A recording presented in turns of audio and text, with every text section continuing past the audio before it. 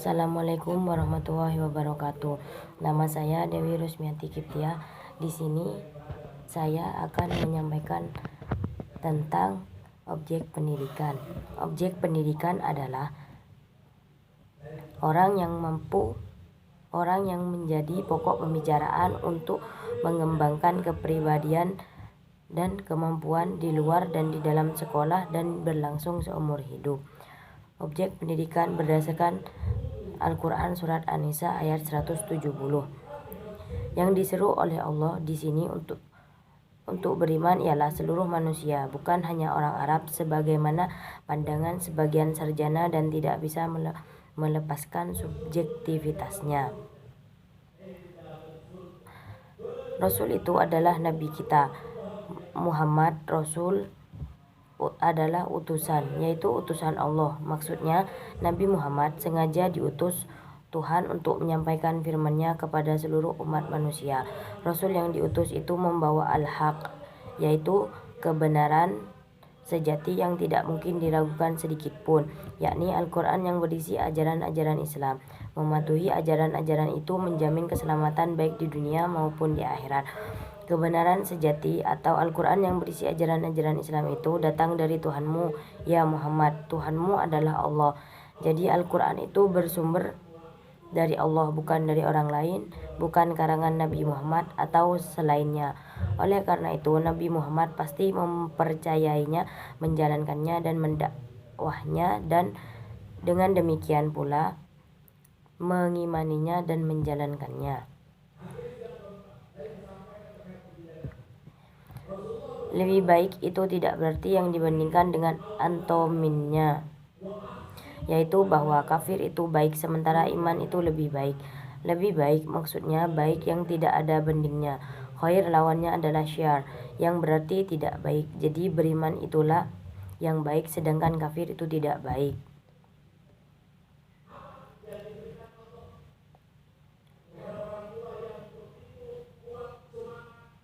Allah tidak rugi bila manusia seluruhnya ingkar kepadanya, karena Dia memiliki semuanya dan Dia tidak butuh apa-apa. Yang rugi justru manusia, sebab dengan kekafiran itu kehidupan manusia di alam menjadi rusak.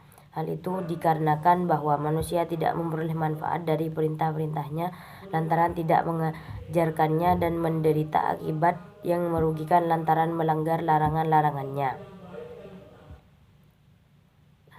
Objek dakwah atau pendidikan Islam ialah seluruh umat manusia. Dakwah atau pendidikan Islam harus sampai kepada umat manusia. Menjadi orang beriman seperti menjadi yang baik, itulah yang menguntungkan. Sementara itu menjadi orang kafir atau orang ingkar justru merugikan dirinya sendiri. Allah tidak rusak ketuhanannya bila semua manusia di alam ini menjadi ingkar kepadanya. Justru manusia itu yang rugi sendiri. Seluruh manusia sebagai objek dakwah dilaksanakan melalui pendekatan yang sesuai dengan tingkat kecerdasan mereka. Teknisnya dapat dilaksanakan dengan seluruh metode sesuai situasi. Berdasarkan Quran Surat Al-Tahrim ayat 6. Peliharalah diri kalian dan keluarga kalian dari api neraka yang bahan bakarnya adalah manusia dan batu. Di atasnya atau penjaganya malaikat-malaikat yang kasar, keras, dan tidak mendurhakai Allah terhadap apa yang diperintahkannya kepada mereka yang selalu mengajarkan apa yang diperintahkan. Perintah itu ditujukan kepada mereka yang sudah beriman agar memelihara diri dan keluarga mereka dari neraka. Memelihara diri sendiri dari neraka ialah dengan mengajarkan yang baik dan menjauhi yang buruk. Menjaga keluarga dari neraka adalah mengajari mereka apa yang baik dan yang buruk serta mendidik mereka agar menjalankan yang baik dan menjauhi yang buruk itu. Yang dimaksud keluarga adalah keluarga inti, meliputi istri, anak, suami, cucu, dan ayah ibu. Neraka itu bahan bakarnya ialah manusia dan batu. Manusia bila dibakar dalam panas yang tinggi dapat terbakar bahkan menyala. Begitu juga batu. Ada yang memahami bahwa batu yang dimaksud ialah berhala-berhala yang dibuat dari batu.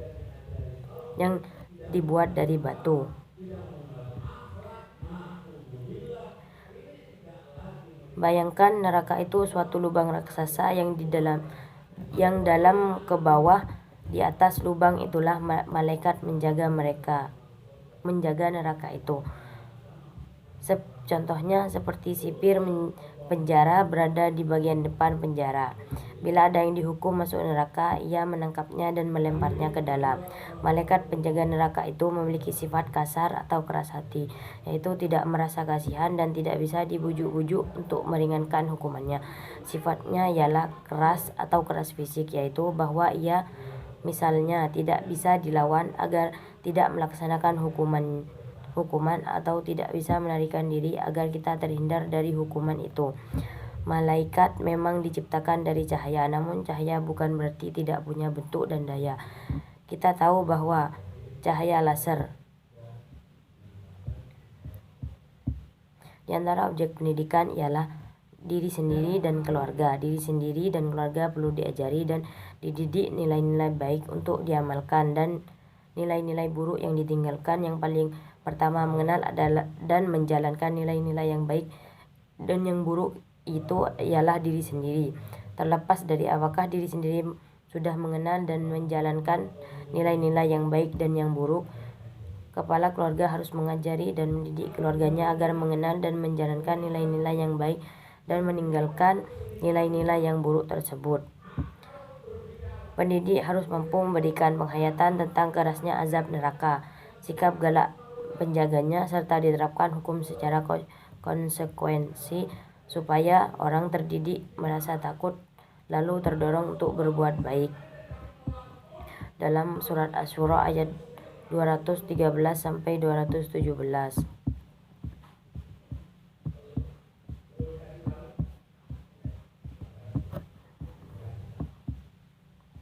Di antara objek pendidikan adalah keluarga besar atau extended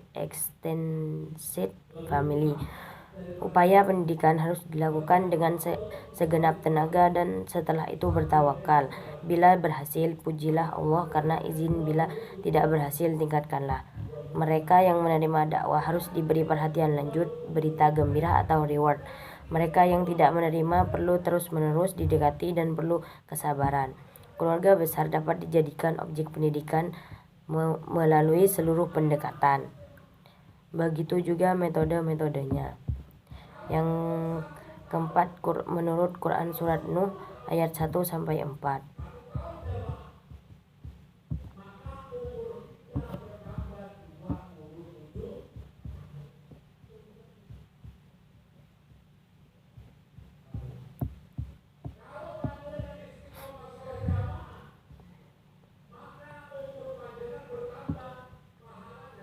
Nabi Nuh merupakan seorang rasul, yang dengan kata lain Nabi Nuh itu membawa syariat sendiri.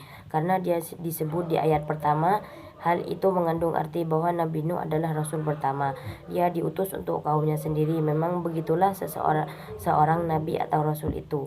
Dia diangkat Allah dari kalangan masyarakat itu sendiri, supaya nabi atau rasul itu tidak asing bagi masyarakatnya dan dia dapat mengerti masyarakat dengan baik sehingga dakwah diharapkan dapat berlangsung dengan lancar. Tugas yang disampaikan kepada Nabi Nuh ialah agar dia memperingatkan kaumnya itu agar tidak tertimpa azab yang dahsyat dari Allah. Azab yang dahsyat tentu saja hanya akan ditimpakannya karena mereka yang berdosa besar.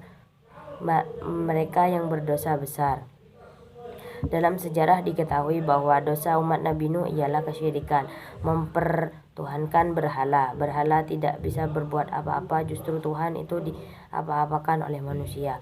Manusia sering dikuasai nafsu, akibatnya manusia membuat aturan berdasarkan nafsunya dan memberinya cap ketuhanan. Nafsu manusia yang utama ialah nafsu harta dan kuasa. Maka timbullah eksploitasi masyarakat oleh penguasa dan mereka yang berharta.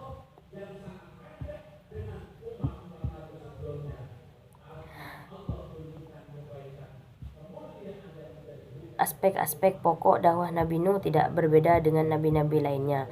Beribadah kepada Allah. Ibadah dalam arti sempit mahdah adalah menyembah Allah, yaitu sholat dan ibadah murni lainnya seperti zakat, puasa, dan haji. Sementara itu, ibadah yang luas atau ghair atau tidak terbatas adalah segala perbuatan baik yang dikerjakan dengan ikhlas karena perintah Allah.